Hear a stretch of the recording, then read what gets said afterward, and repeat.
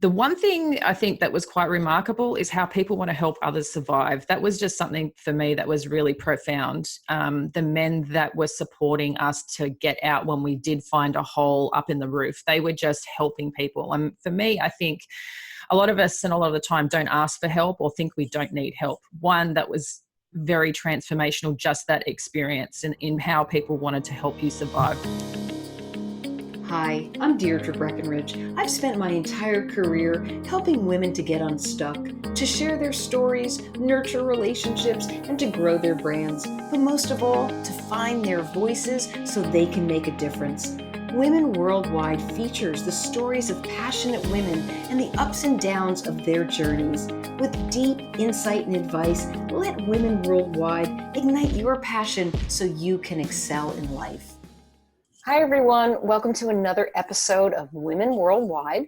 Whether you are listening to us on iTunes or Google Play, or now you're watching us on YouTube on our channel, we want to thank you for being so dedicated, and we appreciate you. You're letting us know that the stories that we're sharing from incredible guests, and I have another one today, that they're helping you, that you like the insights, the advice, the tips, and that it's helping you to fuel your own passion and to power up your own voice. Our goal has always been to create impact and make a difference one story at a time. All right, let's get to today's topic. It's CAUSE.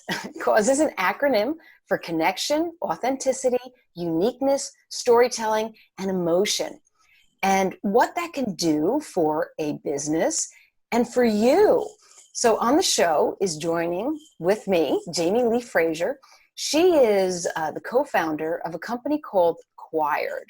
It's a branding and acquisition readiness firm. And Jamie, interestingly, is also a survivor of the Bali bombings in 2002.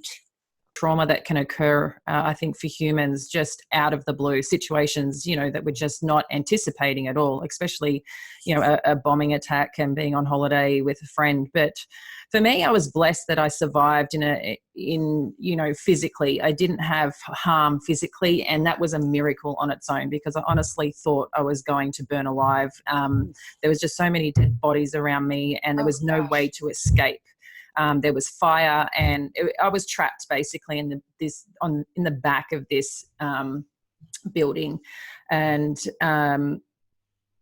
the one thing I think that was quite remarkable is how people want to help others survive. That was just something for me that was really profound. The men that were supporting us to get out when we did find a hole up in the roof, they were just helping people. And for me, I think a lot of us and a lot of the time don't ask for help or think we don't need help. One that was very transformational, just that experience in how people wanted to help you survive, because you go in such a mode of I need to survive, and sometimes we forget those around us. Right. But through the experience, definitely it was coming out the other side, being grateful that I'm here. But then it started, playing games on the inside in my head, the fear, constantly worried that I was going to die. But then the lack of life I had inside of me when I should be feeling so alive at the same time. So it was definitely a traumatic experience. Is it a form of PTSD? I'm sure it probably would be labeled that way. I like to look at it that more that I'm thriving rather than it being in that regard. I know that so many do suffer from post-traumatic stress disorder, and that's what it's classified as.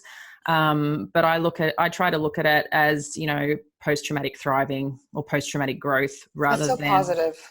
Yeah, I think it's, changing the label, because I think sometimes when we're labeled, it's naturally for the mind to fall into that state of that's what I go through versus I'm in control of this and I can make it happen in terms of how I want to live my life. It doesn't mean I'm going to have those symptoms. I'm going to be depressed. I'm going to fall into, because we all suffer differently. We all go through experiences differently based on how, I guess the chemical makeup in our body, but how we've been taught to survive. And I think our surroundings, there's so many aspects to it, Right. And moving out of that survival mode.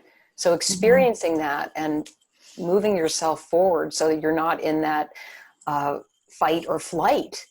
Mm-hmm. How hard was that for you? That was definitely hard. And I still notice it many years on, you know, how my body operates, my internal wiring when I do get into situations of the fight or flight mode. But I mean, just in everyday things. But I think for me, the one thing that after Bali happened is I took time to rest, took time for me. And for me, I took about 2 weeks of just needing time by myself, processing what happened, how I'm feeling. And I recognized, you know what, if I've gone through that, I want to do something that scares me, that's going to put me outside my comfort zone, because I'm like, I don't want to be feeling the way I'm feeling. So I actually was a bit crazy, which I think at that time, because I was 22, but I was still, I liked being around my family. I was that, local girl next door kind of. And I just decided, hey, I'm going to move to London. And I'm going by myself and I can do this. And it was the scariest time because London was on high alert.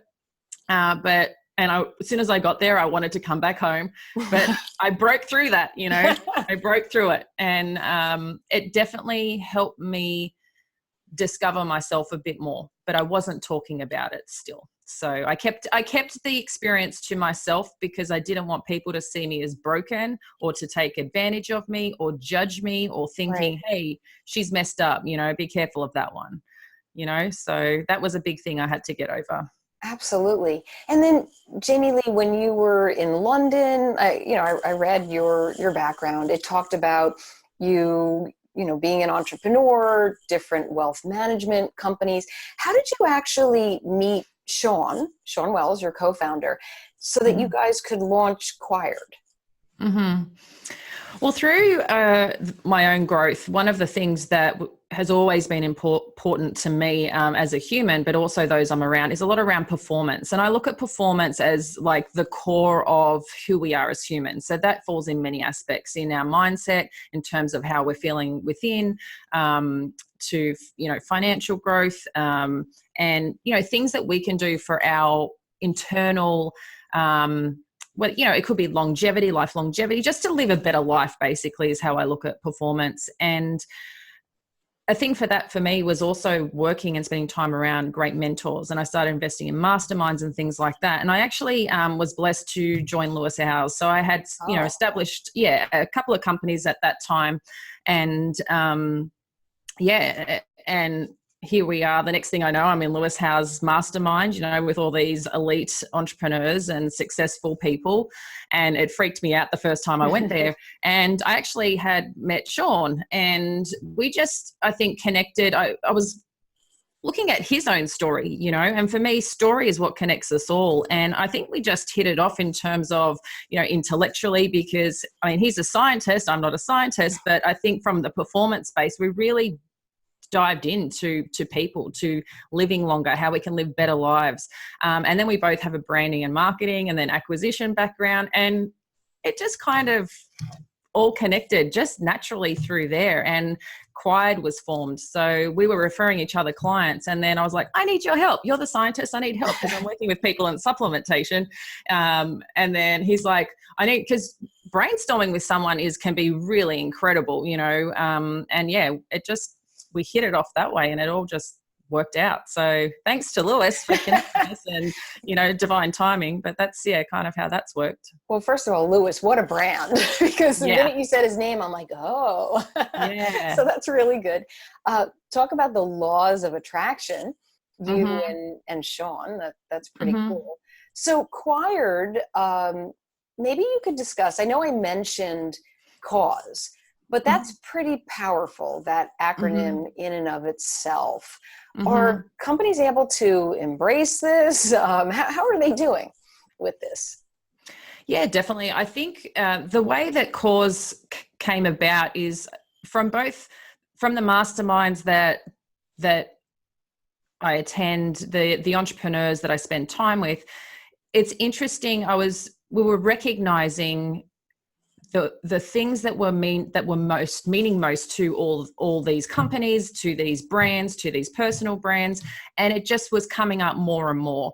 And we were looking at branding, we were looking at scientific, data as well, and we recognized that the all-encompassing are these 5 words that have such meaning to a brand, whether it's a company brand to a personal brand. And that's how we kind of formulated the basis for Quired.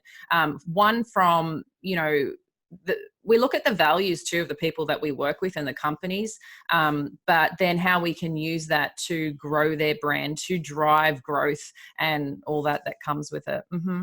Is there any one part of the acronym that's more important, or is it that whether you're a company, and also Women Worldwide listeners, all of you out there, that, is the connection really important? Because if you don't have the connection, then maybe you're not going to get to the authenticity part. Or is it just a blend of everything that you have to use, that you have to be aware of? No pun intended, but the connection to all the pieces are important. So yeah, definitely. Because I think, we can connect, but we may connect and not have any emotion in our connection. So that leaves that person not feeling connected. Right. And then too, with the authenticity piece, you think of how you engage with someone, how you show up, or how you get the vibes of someone else. And it is all about connection, and the whole piece, the uniqueness. And I think that's really important as a part of our story, as a part of who we are as brands, that when we look at competition or we look at what's going on in the marketplace, we always think, it comes up in terms of our mindset, in terms of our growth. How can we continue to compete with these people, or how can we stand out? And definitely the piece of that is being yourself, which is being authentic, but also you've got a unique story. There's no one is replicatable, to a degree, because no one has been what you've been through, but we can connect through that story. Right. No one has your DNA. It's right. It is. And I think thumbprint. Exactly. And I think this is, again, taking all those pieces into the storytelling. There's people that may be going to groups to, for post-traumatic stress, for example. And a big piece of that is connecting to tell their stories. And it helps people thrive and it helps people survive, but it brings community.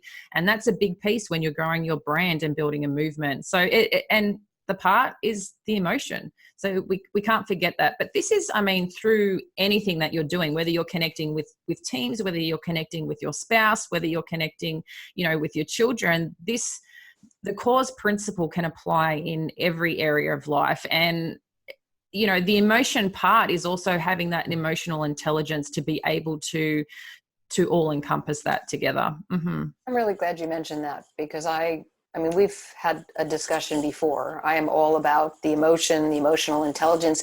And I'm wondering if you've recognized any differences when it comes to that emotion part of cause, whether it's harder for certain companies or harder for certain professionals, if it's generational. What are you feeling about the emotion piece? Because I do think that is something that's really tough. In business, businesses are strong. Businesses are supposed to attract leaders who are innovative and, creative, and they have vision, but emotion. Yes, emotion's a big one, because business is quite a masculine form of energy. So, whether you're male or female, it feels like when you're in a leadership role, you are coming out in that role of, I'm, so strong, you can't get through me, I'm going to make this happen. So I do understand that dynamic. Having one thing along the way of my journey is I wanted to study more on the mind, on communication and things like that. So I worked in and received my mastery in neuro-linguistic programming. So I used that. Yeah. So I use that as part of, with any clients that I work with, and even in, my other companies, because I do a lot of entrepreneurial development and masterminds as well, but is tapping into the story and really getting into the emotional piece. And it's actually been really profound for men. I bet.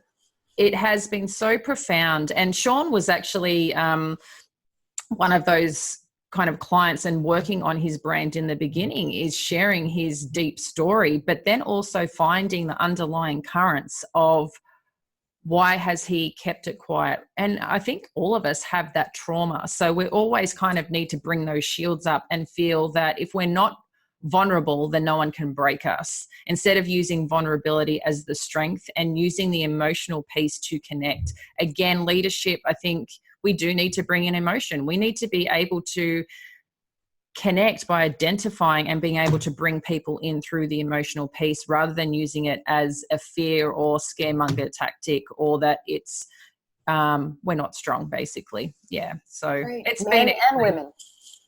Oh, 100% men and women. But it's amazing the stereotype that goes straight to men in terms of the emotional piece. And I think, from my experience and being out in the marketplace, it's amazing to see women rise up.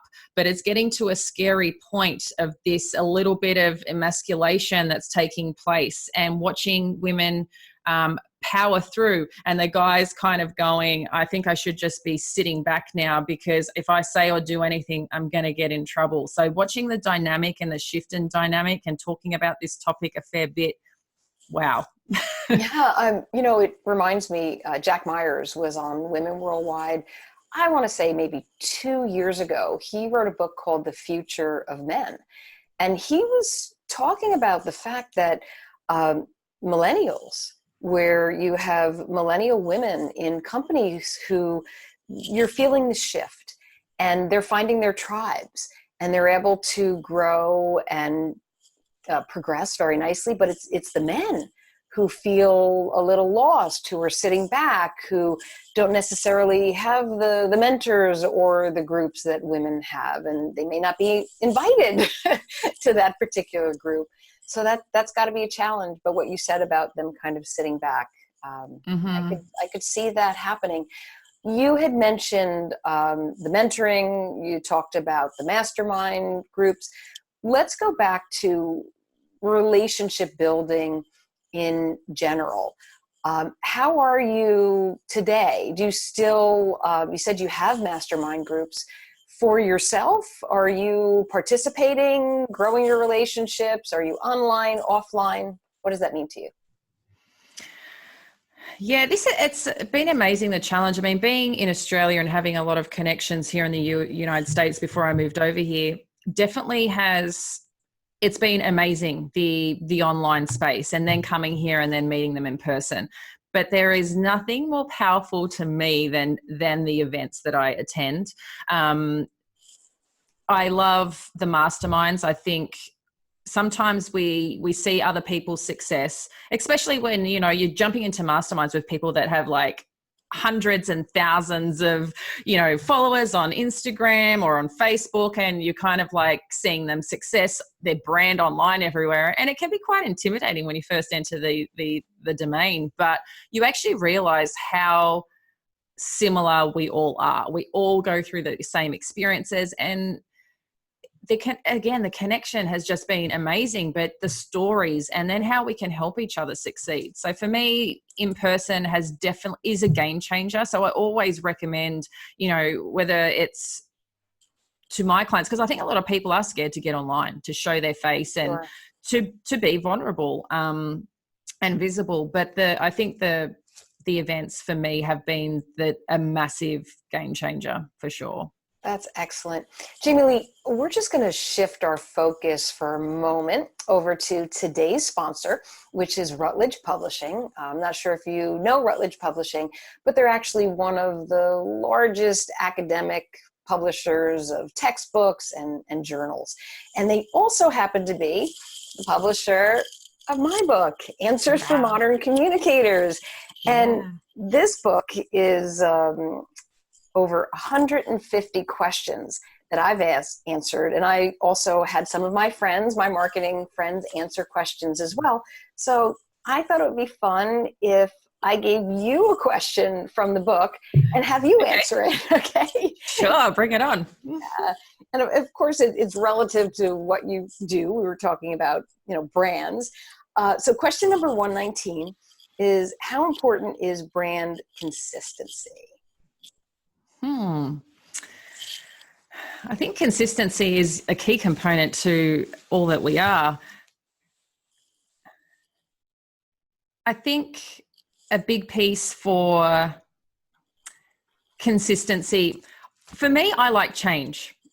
So for me, I'm a change person. But in terms of building a brand, in terms of consistency, I mean, look at for yourself, who has an amazing podcast. If you didn't show up Thank you to your audience and each week as you do, you wouldn't be able to keep building that tribe. So consistency is definitely key. If you're going to go into something like podcasting, if you want to build an online tribe, I mean, consistency is key. I think that's definitely a piece of our brand and growth. That's no doubt. But in terms of how you show up in who you are, I think it's also important for everyone to see different sides. So, you know, that you're allowed to be fun and energetic, you're allowed to be playful, that you're allowed to be emotional. And that's in terms of the consistency of authenticity. So I like to look at it, I like to mix things up because I get bored quite easily. I think it's my personality type. I'm ENFP. So I like to keep things exciting, but building a brand, and if you're going to enter certain markets, you definitely need that consistency and piece. I mean, you can look at company logos, you can look at you know, just branding overall in terms of packaging. There needs to be a consistency and flow. So it makes it a cohesive in terms of branding, but I feel that all those pieces too will help your tribe identify that you're for them. So yeah, the consistency piece is huge. But as I said, I like to mix it up and have fun along the way too. So that sounds great. Thank you so much for answering the question. And thank you to Rutledge Publishing for being the publisher of my book and for also sponsoring this episode of Women Worldwide. Okay, let's dive back into our discussion. You actually just mentioned something interesting. You said that you're ENFP. Can you just share the personality business test, what you took, if there is a free resource, or how can somebody find out what their personality business type is? Yeah, so this one is the Myers-Briggs personality test, but you can do it free online. It's called 16personalities.com.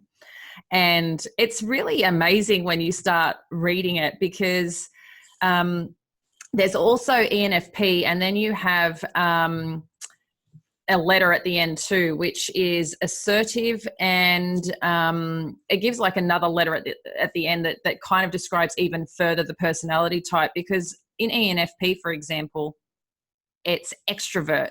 And as much as I can be out there, I also need my time to hide and go rest. So when you start reading them, it's really remarkable how much information you go, oh my goodness, that is so me. So yeah, 16personalities.com, you can go check it out. Fascinating. I'm an extrovert too. I think I was ENFJ, if I remember correctly. So, and as you read it, you're like, wow, this is me. It's so interesting.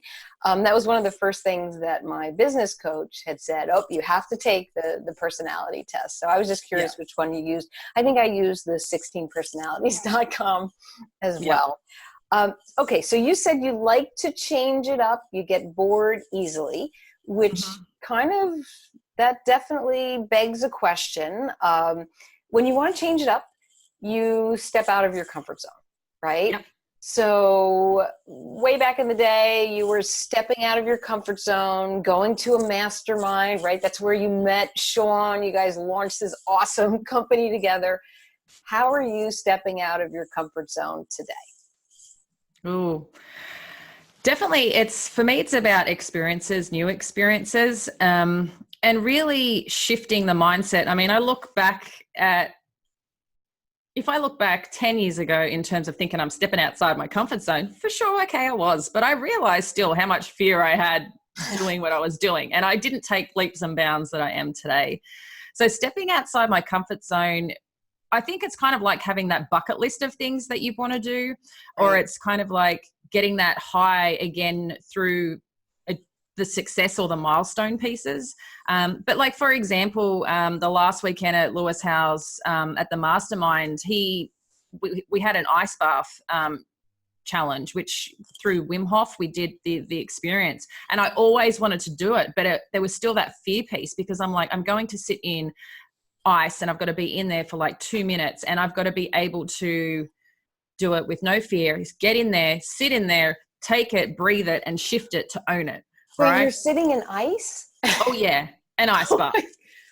Oh my gosh. Do you last the 2 minutes? Or I did. I was psyched up. I'm like, I'm doing this. I really wanted to do it. Because I do cold showers each morning. Okay. But the ice bath is a whole new challenge. Like, even the cryo, this is like colder than it's freezing. And it's scary. You should have seen the emotion going through everyone thinking they got to sit in this ice bath for two minutes. I mean, is this like walking on fire, where you can literally, Dr. Joe Dispenza in his book, You Are the Placebo, talks about the tribes that can walk on fire. And it's because they elevate themselves to a higher level and an energy, and they're connected to the quantum field maybe. And their brains are telling them something different than what they're actually doing and should maybe be feeling, because they're walking on hot coals. Is it the same thing? Is your brain telling you that you're sitting on a sunny island and you're dipping your toes in a warm ocean? What are you doing? Yeah.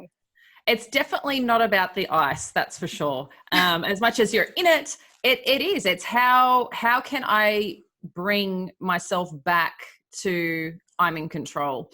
There's the Wim Hof method that the experience that we went through with Dr. Trisha, there's a lot of work beforehand. Breathing is a big part of it. And we say 2 minutes, but it's when you shift. So it's actually recognizing that you are in control, that you can bring your levels of whatever adrenaline, whatever you're feeling, to a relaxed state. And once you're in there, I'm like, I could just stay here. It was fine.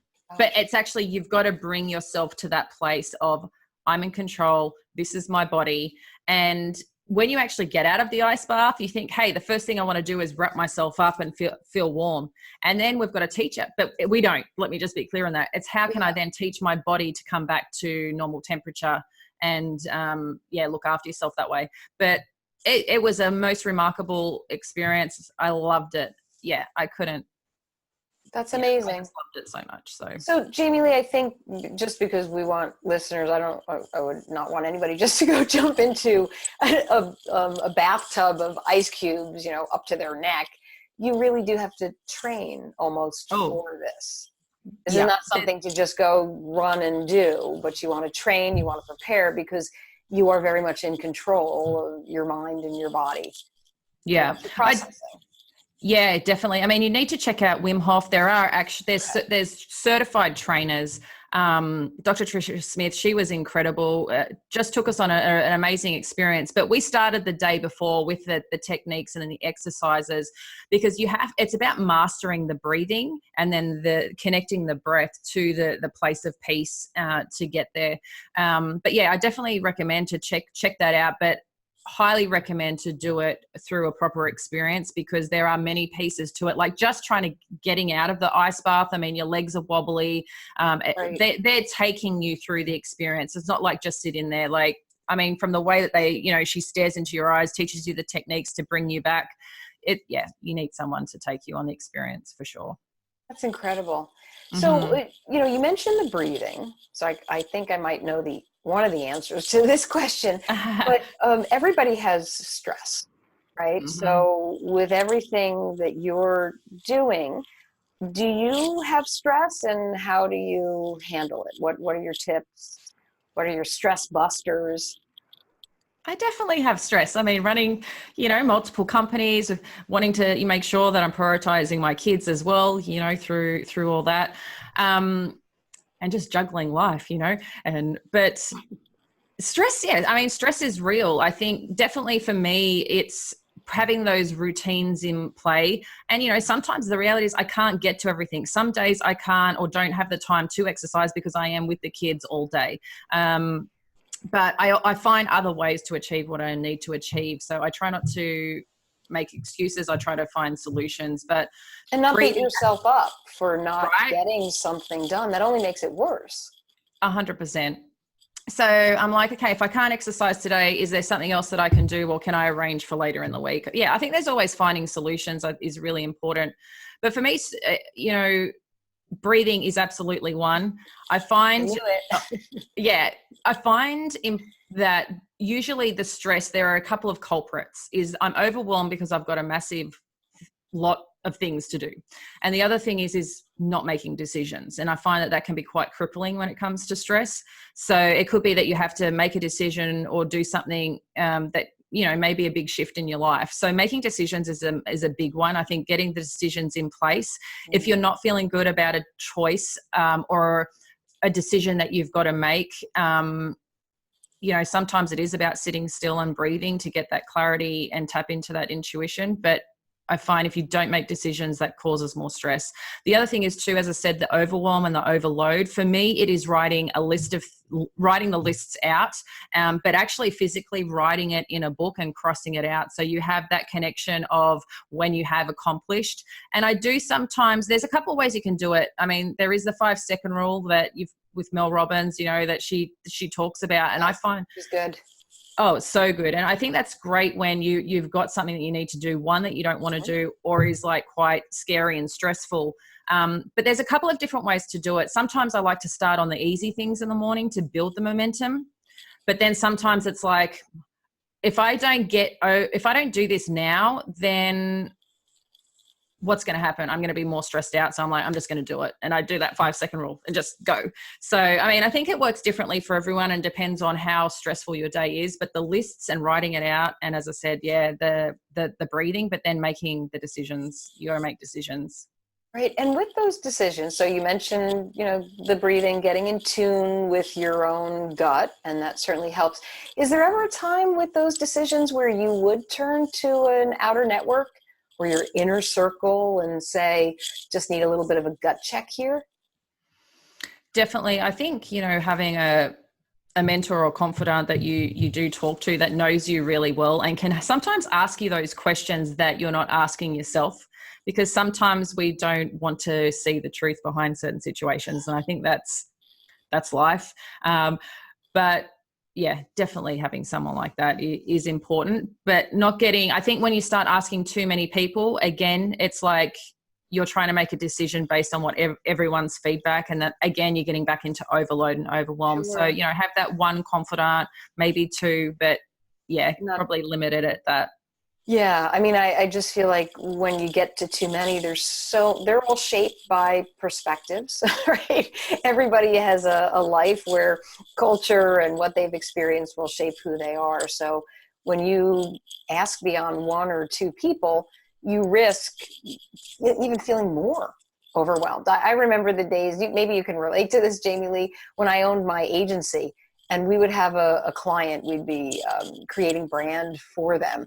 And they would literally have every single confidant person at their company, anyone who was around them comment on the brand. And that is one way, and not trust their own gut instinct. So that can be a decision killer right there. Right. Totally. And I think too, that piece of, I mean, I love collaboration, but when it becomes overkill, right? And then I think it's questioning, how in flow are you really? If you need to ask that many people, and it actually clicked in for me. I was listening to a podcast with Oprah, and she was talking about truth. And it was one, if you need to ask so many questions to get the answer, it means you're out of alignment, you're out of flow. Oh. And I was like, bam, okay. Whoa. That makes sense. Is flow just meditation? Can you just get in? I meditate every day. So is that one way to get in flow with yourself, to always feel centered and balanced, or are there other things that maybe you're aware of too? Yeah, 100%. I think meditation is huge. I mean, that's to get into that place and space like you talked about. But I think flow too is in the art of doing. How are you feeling when you're doing it? And I think you find that truth through the meditation, or help you get back into that place when things are feeling a little bit off. full on. Yeah, like, I mean, right. But definitely in the art of doing, there is that place of flow. And I feel if it's like when you're launching or trying to build something and you're constantly feeling that fear. Sometimes, yeah, okay, it can be our fear of success or worried about the failure. But if it's not working, why isn't it working? It's out of alignment somewhere. So how is it, are you really on the right path? Are you really on that path of purpose? Or are you trying to do something because that's what you've been told to do? Or are you doing something because that's what everyone else is doing? Are you in sync? Are you in flow to your truth? And I think that's the piece. And meditation is a great way to dive into that, to check in with self, for sure. Sure. I'm going to take this from a guest who was on the show, but Kelly Connors, she works with people to redesign the second half of their life. And basically you just said what she's also shared, that you're shaped by everything that's happened to you, going back to your childhood and your community and your school system, so that maybe you're not in flow because it's all based on those expectations and what you think you should be doing. And it's breaking that down and really uncovering who you are and how you can just be, and it feels natural and true, as Oprah says. So that's really interesting.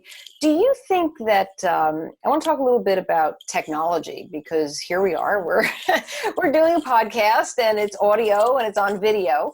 We need technology, but does it ever feel like a distraction? There's so many ways to keep in touch with everybody.